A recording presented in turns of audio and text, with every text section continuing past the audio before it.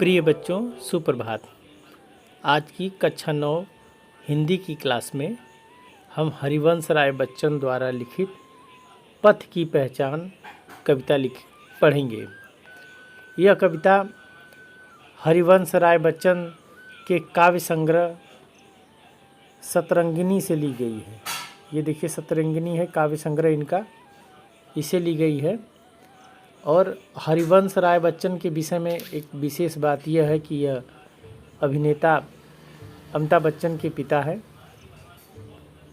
और कविता लिखते थे। इनकी कविता आप में है पथ की पहचान। पथ की पहचान के बारे में यदि संदर्भ में कहा जाए इसका, तो इसमें यात्री जो है यात्रा के लिए तत्पर है, मतलब सफलता प्राप्त करने के लिए प्रयास करता है। तो जीवन के पथ पर उसको चलना रहता है। तो वह पथिक अपने पथ की पहचान कैसे करेगा? तो पथ की पहचान इसलिए भी ज़रूरी है कि जिस मार्ग को उसने चुना है अपनी सफलता प्राप्त करने के लिए, वह मार्ग कैसा है, अच्छा है, खराब है, या किस प्रकार की उसमें परेशानियां आएंगी, क्या संघर्ष है, इसलिए भी उसको जानना जरूरी है। तो उसी पथ की पहचान करने के संदर्भ में हरिवंश राय बच्चन जी इस कविता में चर्चा करते हैं और कहते हैं कि पूर्व चलने के बटोही बाट की पहचान कर ले। यहाँ बटोही मने होता है बट पर चलने वाला। बट मने रास्ता, ये बट मने रास्ता, रास्ते पे जो चलता है यात्री। बटोही मने क्या होता है? यात्री जो रास्ते पे चलता है उसको बोलते हैं बटोही। पूर्व चलने के बटोही बाट की पहचान कर ले। हरिवंश राय बच्चन जी कहते हैं, हे पथिक, जीवन रूपी मार्ग पर यात्रा आरंभ करने से पूर्व अच्छी प्रकार से सोच विचार कर लक्ष्य निर्धारित कर मार्ग की कठिनाइयों का पहले ही पता कर दो। और फिर कवि कहता है कि पुस्तकों में है नहीं छापी गई इसकी कहानी। यह जो पथ की पहचान की बात है, इस बात की कोई कहानी तुमको पुस्तकों में नहीं मिलेगी जिसको पढ़कर तुम पता कर पाओगे। और कहता है कभी कि हाल इसका ज्ञात होता है न औरों की ज़बानी, और दूसरों की ज़बानी भी इसका हाल नहीं पता लगता। उस पथ के पहचान करने के विषय में भी दूसरों के ज़बान से, दूसरों के मुंह से नहीं पता लगता है। अर्थात तुमको स्वयं पता करना होगा। अब आगे देखिए, अनगिनत राही गए, अनगिनत राही गए, इस राह से उनका पता क्या। कभी कहते हैं कि ये जो मार्ग पे तुम चल रहे हो, ऐसा नहीं कि तुम ही गए हो। इस मार्ग पर जो है बहुत से पथिक गए हैं, बहुत से राहगीर गए हैं और जन्म लिया है, मृत्यु प्राप्त की है। उनकी गणना करना सरल नहीं है, अनगिनत है, अनगिनत है। राही मने यात्री, अनगिनत राही है। अनगिनत मतलब जिनकी गिनती नहीं की जा सकती है और उनके विषय में कुछ पता नहीं है। पर गए कुछ लोग इस पर छोड़ पैरों की निशानी, लेकिन कुछ लोग जो अपने पैरों की छाप छोड़कर गए हैं, उनके पद चिन्हों की मूक भाषा में जीवन की सफलता का रहस्य छिपा हुआ है। यह निशानी मूक होकर भी बहुत कुछ बोलती है। मूक माने रहस्यमय, रहस्य। इस निशान में जो पैरों का निशान है, इसमें एक रहस्य है और वह रहस्य बहुत कुछ बोल रहा है, जिससे तुम अपने पथ की पहचान कर सकते हो। इसलिए हे पथिक, तुम उस मूक भाषा को, उस मूक रहस्य को समझकर अपने लक्ष्य रूपी मार्ग का पूर्व निर्धारण कर लो। और आगे देखिए, खोल इसका अर्थ पंथी पंथ का अनुमान कर ले। पंथी माने भी यात्री होता है। तुम उस मूक रहस्य का जो है अर्थ खोज लो,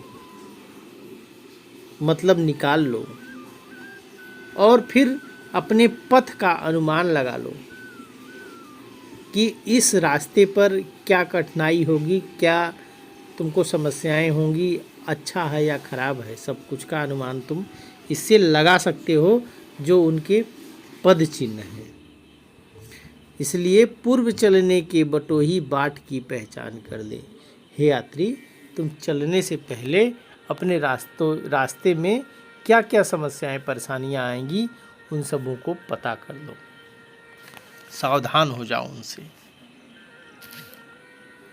यह बुरा है या कि अच्छा, व्यर्थ दिन इस पर बिताना, अब असंभव छोड़ यह पथ, दूसरे पर पग बढ़ाना। कवि कहता है कि जब तुमने एक जीवन पथ चुन लिया है तो उसी पर आगे बढ़ो। यह अच्छा है या बुरा है,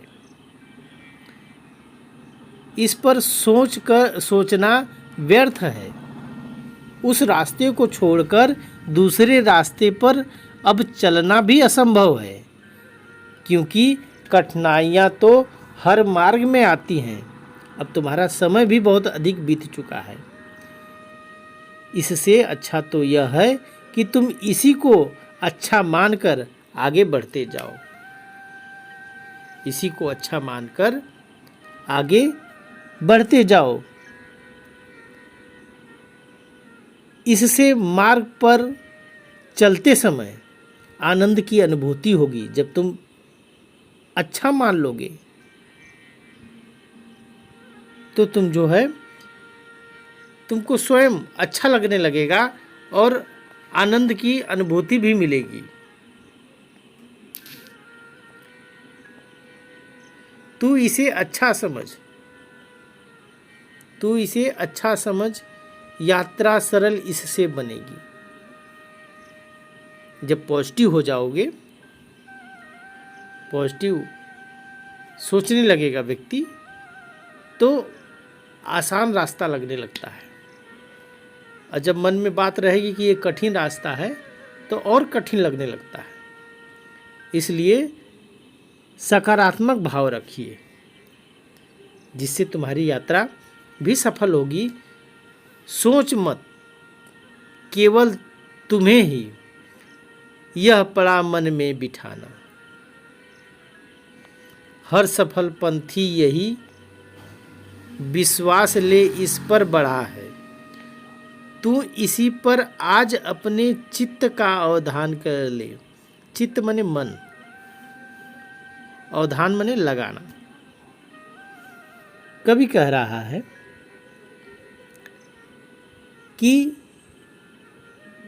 इस मार्ग पर चलते समय तुमको जब आनंद की अनुभूति होगी तथा जीवन पर पथ की यात्रा बहुत ही सुगम हो जाएगी। ऐसा कभी नहीं सोचो कि कठिनाइयाँ केवल तुम्हें ही उठानी पड़ती है। सोच मत केवल तुम्हें ही, यह पड़ा मन में बिठाना। यह मत सोचो कि केवल कठिनाई तुम्हें ही उठानी पड़ रही है। सच तो यह है कि जीवन पथ में जितने लोग भी श्रेष्ठ हुए हैं, महान हुए हैं, उनके मार्ग में ये सारी कठिनाइयाँ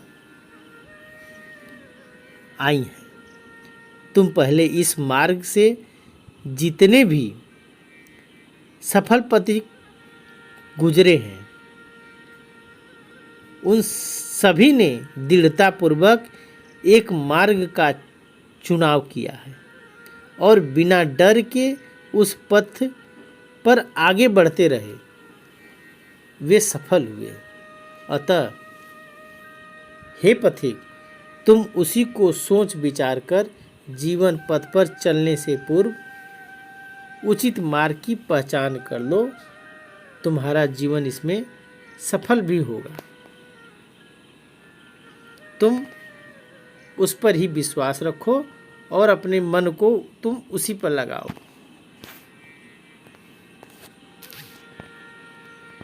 पूर्व चलने के बटोही बाट की पहचान कर लो। हे यात्री, चलने के पूर्व तुम रास्ते की क्या कर लो? पहचान कर लो। है अनिश्चित, है अनिश्चित किस जगह पर सरित गिर गहर मिलेंगे। है अनिश्चित किस जगह पर बाग बन सुंदर मिलेंगे।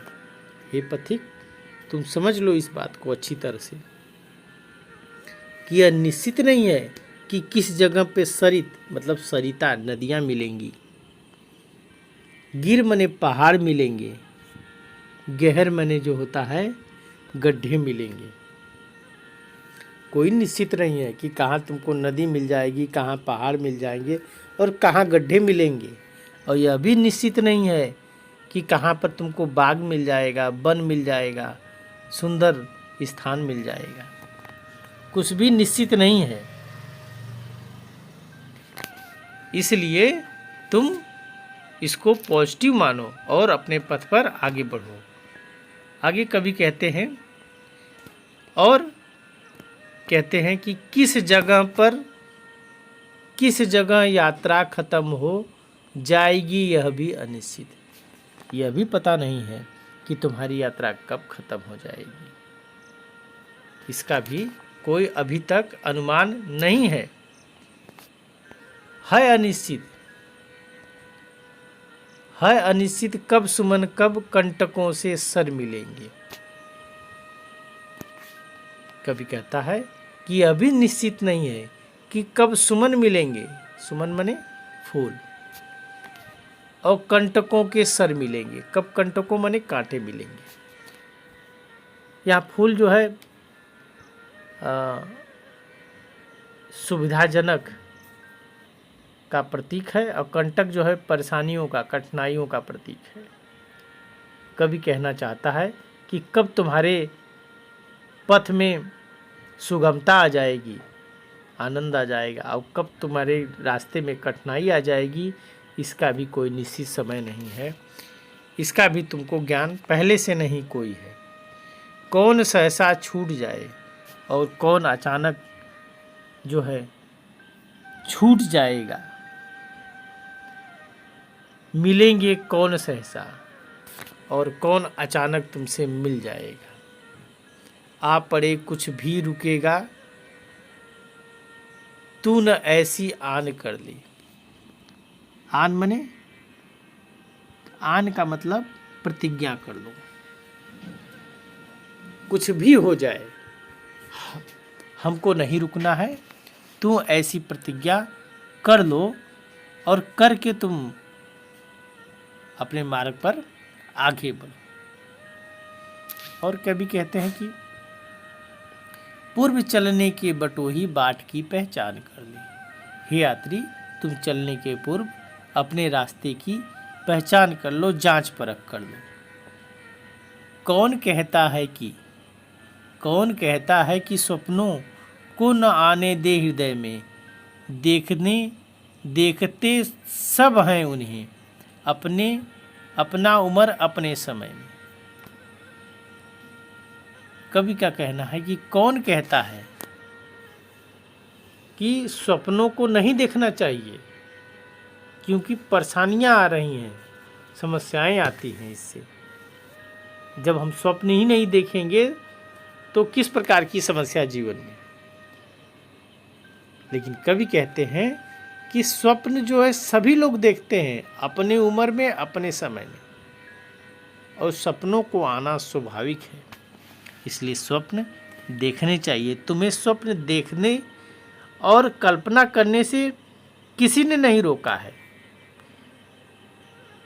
सभी अपने उम्र समय पर स्वप्न देखते हैं। हे पथिक, तू चाहे भी तो स्वप्न को आने से नहीं रोक सकता। तुम चाहे भी तो नहीं स्वप्नों को रोक सकता। जिस प्रकार नील गगन में तारे उदित होते हैं, उसी प्रकार मन में सुंदर सुंदर कल्पनाएं भी झिलमिलाती हैं। और आगे देखिए,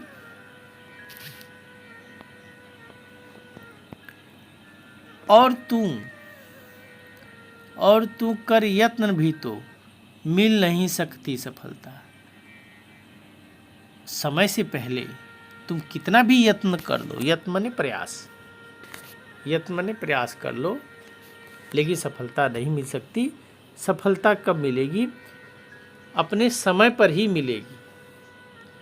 इसलिए तुमको धैर्य के साथ अपना प्रयास जारी रखना है, मेहनत करते रहना है। ये उदय होते लिए कुछ ध्येय नयनों के निलय में, किंतु जग के पथ पर यदि स्वप्न दो तो सत्य दोषो। स्वप्न पर ही मुग्ध मत हो, सत्य का भी ज्ञान कर लो। कवि कहता है कि हे पथिक, तुम सपनों को आने से नहीं रोक सकते, क्योंकि सपनों को आना स्वाभाविक है। ये उदय होते लिए कुछ ध्येय नयनों के निलय में। निलय माने होता है घर, नयनों माने आँखों, आँखों के घर में। कुछ आँखों के घर में, निलय माने जैसे आकाश में तारे उदित होते हैं, उसी तरह आँखों में के घर में जो है ये सपने उदय हो जाते हैं अपने आप स्वाभाविक रूप से। किंतु जग के पंथ पर यदि स्वप्न दो तो सत्य दोष हो। परंतु इस संसार में कुछ ही कल्पनाएं पूरी हो पाती हैं, सब पूरी नहीं हो पाती, कुछ पूरी होती हैं, जबकि यथार्थ की गिनती नहीं की जा सकती। यथार्थ माने सत्य की गिनती नहीं की जा सकती। लेकिन हे पथिक, तू सत्य को भी नकार नहीं सकता,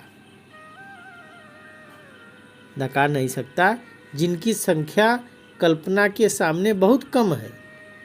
इसलिए तू कल्पना के स्थान पर सत्य को ध्यान में रख और राह पर चलने से पहले अच्छी प्रकार सत्य और स्वप्न में से एक का चुनाव कर लो और फिर दृढ़तापूर्वक आगे बढ़ते जाओ। स्वप्न पर ही मुग्ध मत हो, सत्य का भी ज्ञान कर ले। तुम अपने सपनों पर ही मुग्ध मत हो और जो जीवन की सच्चाई है उसका भी थोड़ा ज्ञान कर लो, क्योंकि सारे स्वप्न सत्य नहीं होते, यथार्थ नहीं होते। इस प्रकार की भी बातें हो सकती हैं। पूर्व चलने के बटोही बाट की पहचान कर ले। चलने से पहले हे यात्री, तुम अपने रास्ते की भली भांति जांच पड़ताल कर लो। स्वप्न आता स्वर्ग का दृग, कोरकों में दीप्त आती, पंख लग जाते पगों को, ललकती उन्मुक्त छाती। कवि बच्चन जी कहते हैं कि कल्पना का आनंद स्वर्ग जैसे प्रतीत होता है। जो कल्पना होती है वह स्वर्ग की तरह, दृग माने आँखों में, नजर आती है। जब मनुष्य सुख की कल्पना करता है तो उसकी आँखों में प्रसन्नता की लहर दौड़ पड़ती है। कोरकों में, आँखों के कोरकों में, कोरकों माने किनारे, कोनों में जो है दीप्त माने चमक, चमक दिखाई देने लगती है। उनके पांव उस रंगीन कल्पना पर पहुंचने के लिए बड़ी तेजी से बढ़ने लगते हैं। मतलब पंख लग जाते पगों में, पगों माने पैर में, उस कल्पना तक पहुंचने के लिए जैसे लगता है कि पंख लग गए। जब कल्पना में, कल्पना के कारण पैरों में ऐसा लगता है कि पंख लग गए तो ललकती उन्मुख छाती, छाती माने सीना, सीना मन जो आनंदित होता है और तेजी से उस ओर बढ़ने लगता है। आगे कवि का कहना है कि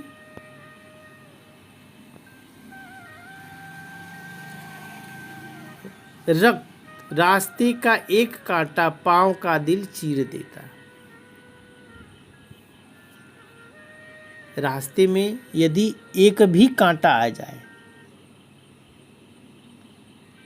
मतलब कि कर्म पथ पर यदि कोई एक भी कठिनाई आ जाए कांटे की तरह, तो उसके पैरों में वो कांटा चुभ जाता है तो उससे रक्त निकलने लगता है। तो रक्त की दो बूंद गिरती, एक दुनिया डूब जाती। आँख में हो स्वर्ग लेकिन पांव पृथ्वी पर टिके हों, कंटकों की इस अनोखी सीख का अनुमान कर ले। कंटकों माने कांटा, कांटे का तुम अनुमान कर लो। कवि का कहना है कि उसी में कल्पना का सारा संसार डूब जाता है।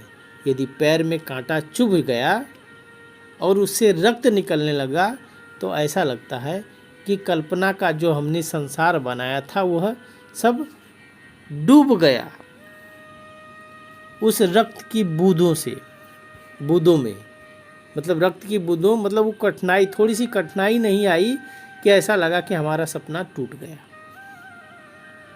मनुष्य कठिनाइयों से विचलित हो जाता है और उन सुखों की प्राप्ति की कल्पना वो छोड़ देता है। फिर पांव पृथ्वी पर टिके हो, आँखों में हो स्वर्ग लेकिन पांव पृथ्वी पर टिके हो। कवि कहता है कि स्वप्न और सच्चाई के बीच संतुलन बनाना बहुत जरूरी है। हमारे आँखों में सुख समृद्धि और आदर्श के जो स्वप्न हैं, लेकिन आदर्श अवश्य हो, सुख समृद्धि के जो स्वप्न हो, सफलता का जो स्वप्न हो वह अवश्य हो, लेकिन हमारे पांव जो है पृथ्वी पर होने चाहिए। पृथ्वी पर मतलब यथार्थ के धरातल पे होना चाहिए। सच्चाई हमको वो पता होनी चाहिए, केवल कल्पना में ही नहीं डूबे रहना चाहिए। कभी कहना है कि हमें जीवन रूपी यात्रा के मार्ग पर आई कठिनाइयों से शिक्षा लेनी चाहिए। सीख का सम्मान कर, शिक्षा लेनी चाहिए और उसका स्मरण करके, उस शिक्षा को, उन कठिनाइयों को याद करके हमें जो है अपने मार्ग को ठीक प्रकार से जांच कर लेना चाहिए और जांच करके जो है आगे बढ़ते रहना चाहिए। पूर्व चलने के बटोही बाट की पहचान कर ले। हे पथिक, चलने से पूर्व तुम अपने रास्ते की जांच पड़ताल अच्छी प्रकार कर लो।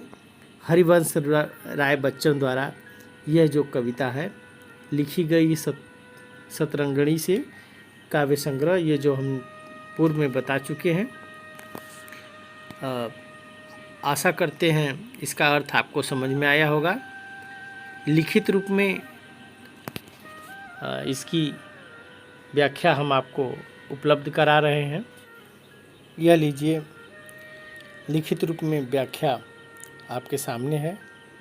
इसके पूर्व के पाठ जो हमने पढ़ा दिए हैं, यदि आप उसका चाहेंगे तो उसका लिंक डिस्क्रिप्शन बॉक्स में आपको मिल जाएगा, आप वहां से उसको पढ़ सकते हैं। इसका जो है आप स्क्रीनशॉट लेके व्याख्या लिख सकते हैं, लिख के समझ सकते हैं। इसलिए लिखित रूप में देते हैं कि बच्चे कुछ नहीं लिख पाते हैं, मन में भावों को व्यक्त नहीं कर पाते हैं कलम से अपने कॉपी पर, तो इसलिए लिखित रूप में व्याख्या है। आज के लिए बस इतना ही। धन्यवाद।